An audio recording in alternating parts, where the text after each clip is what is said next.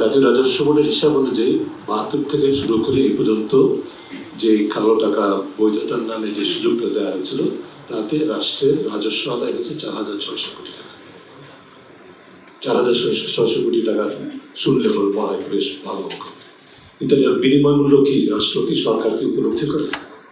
এই বিনিময় মূল্য হচ্ছে যে আমাদের নৈতিকতা। বিশ্বের ৪,৬০০ কোটি টাকার জন্য বাংলাদেশ থেকে নৈতিকতার উৎখাত হবে এমন রাষ্ট্র আমরা স্বাধীনতার জন্য যুদ্ধ করেছিলাম?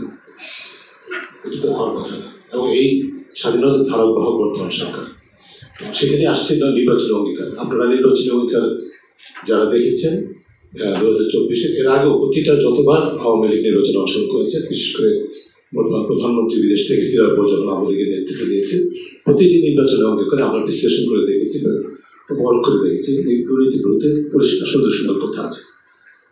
এবং বিএনপিরও রাজ্যের ম্যাজিস্ট্রেট সেটা আছে। কিন্তু এবারে নির্বাচনী অঙ্গীকারে যেটি ক্ষমতাসীন দল, পুরো একটা অনুচ্ছেদ আছে সুশাসন সম্পর্কে, অনেকগুলো গুরুত্বপূর্ণ মানদণ্ডের উপর নির্ভর করে ৩.২।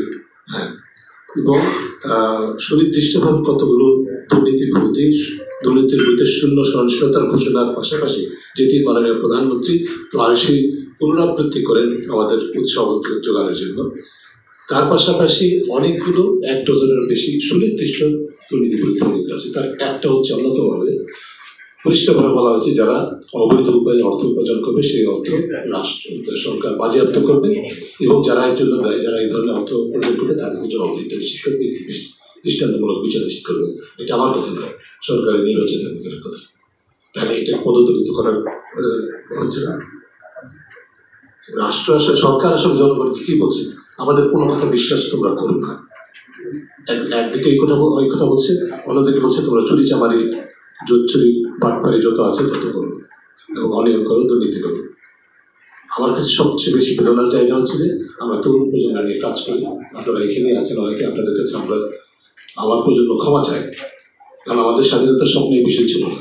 আমরা যত তরুণদের সাথে কথা বলি, কিছুটা সাহস নিয়ে কথা বলার মতো পরিবেশ ছিল, সেই পরিবেশও এখন ধ্বংস করে দেওয়া হচ্ছে।